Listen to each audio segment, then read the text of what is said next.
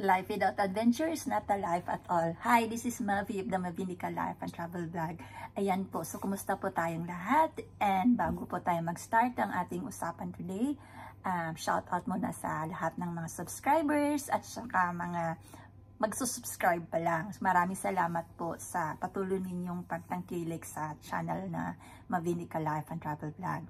Ayan, so today is Saturday and dito po sa Auckland, New Zealand, medyo hindi po magandang panahon, lalo na yesterday, ayan. But Saturday ngayon, although ito po yung time na masarap matulog pa, hindi po ba? Pero we need to earn, ayan. So ako po, ang work ko po is Tuesday to Saturday, ayan.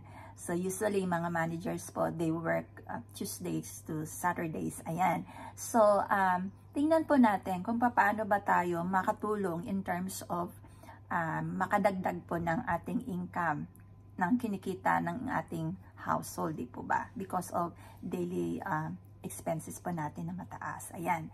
So for those mga kababayan na mga ladies, ayan, mga Pilipina na kararating lang, ang ma-advise ko lang po is for you to just ayusin mo na yung schedule ng mga anak, ayan, and then kapag okay na yung schedule nila, then you can look for a job, kahit casual job lang po. You can start actually because most of the time, yung mga employers po dito sa New Zealand, they're looking for someone who have experience na po dito sa New Zealand. But of course, for those who are recently just arrived from the Philippines to New Zealand, syempre po wala pa kayong experience. Pero i-share ko sa inyo paano ko nakahanap ng work dati. Ayan.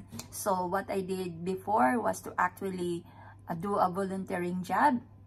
Actually po, parang less than 1 month lang siya para magkaroon ng experience. Kasi especially kapag tulad ko po sa Pilipinas, nagwo-work po ako sa DepEd. So medyo iba po yung line of work. Pero pagdating dito, kailangan ko mag-work pero hindi lang basta porket may trabaho sa Pilipinas, pwede ka nang mag-work dito. Hindi po ganon. So kailangan po talaga, kung gusto mo mag-work, huwag mamimili. So what I did was to do a volunteering job. And then habang nag-volunteer ako sa isang office, nag-apply ako ng isang trabaho. Ayan, ang una kong naisip ay sa retail kasi mas madali po yan, di po ba? At ayan, mahilig naman ako makipag-usap sa tao. Ayan, yun po yung medyo okay sa akin.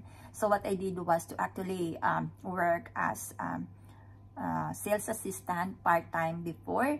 And then, yan, dyan po nag-start ang lahat, sales assistant. And then after 2 months, naging full-time. And then after 5 months, I guess, naging assistant manager. And then after that, manager na. So, ganyan po siya. So, kailangan po natin merong ganon. So, or pwede po kayong mag-cleaning job. Ayan, marami pong Pilipinas na nagtatrabaho sa cleaning.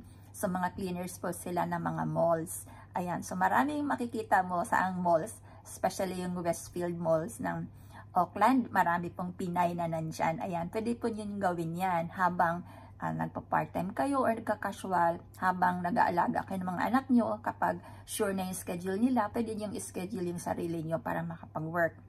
And then kapag may experience na tayo, pwede na tayong gumawa or maghanap ng iba pang work. Ayan, so ang ginawa ko lang po, nag-earn na experience, pero I think naisip ko po, maganda po sa retail kasi mas malaki ang sweldo niya compare sa iba. Kapag nag-work ka po, hindi po ganun kalaki yung sweldo. Ayan. So, pero mas mahirap nga lang po kasi lahat ng accountabilities, responsibilities na sa inyo. Pero for those who are really like wanting to help naman sa family, ayan po, kahit na anong work gawin po natin. Ayan. So, ang basic salary ngayon ay 23.15 New Zealand dollars. So, okay na po yan, di po ba? Ayan. So, kahit papano kikita, kahit papano makakatulong sa mga daily expenses. Mahal na kasi ang lahat ng bagay. Especially rental, food, transportation, and all. Ayan. So, ganyan lang po tayo. And then, kung gusto niyo mag-apply, hindi na kailangan personal pumunta kayo sa mga employers para mag-apply. All you need to do is to look for a job sa mga job sites like Seek.com, TradeMe, Indeed. Marami pa pong ibang klase. So, tingnan nyo lang po and then submit nyo yung CV nyo at saka application letter. Ayan. So, tip po para sa mga magsasubmit na application. wag pong lagyan ng maraming experience sa Pilipinas. Hindi po nagagamit yun. Lalo na technical work, no. So, gamitin nyo lang po yung kung ano yung related po doon sa papasukan yung work. Yun lang yung ipakita nyo experience. Kasi kapag marami, sabihin overqualified or wala namang kinalaman to sa ina-applyan, hindi rin kayo matatanggap. Ayan. And then, syempre, yung inyong application letter should tell us, or should tell them dun sa employer kung bakit kayo i-hire. So, kailangan mag-stand out yung inyong CV, lalong-lalo na kailangan application letter. So, ayan po, kailangan lang po nating magsikap. So, tips lang po sa lahat, huwag tayong susuko. Ganyan lang po talaga ang buhay. Ako, marami na akong employers na or companies na napagtrabahuan. Pero yeah, at this point in time, pwede na akong magpalipat-lipat kasi nga marami na akong experience. Ayan, so good luck po sa lahat sa inyo and I hope po na makatulong ito sa inyo. Kahit na anong work, basta magkaroon lang kayo ng experience.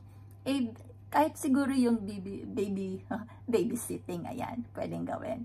Ayan, so okay, maraming salamat po and good luck po sa ating job hunting. Maraming salamat. God bless.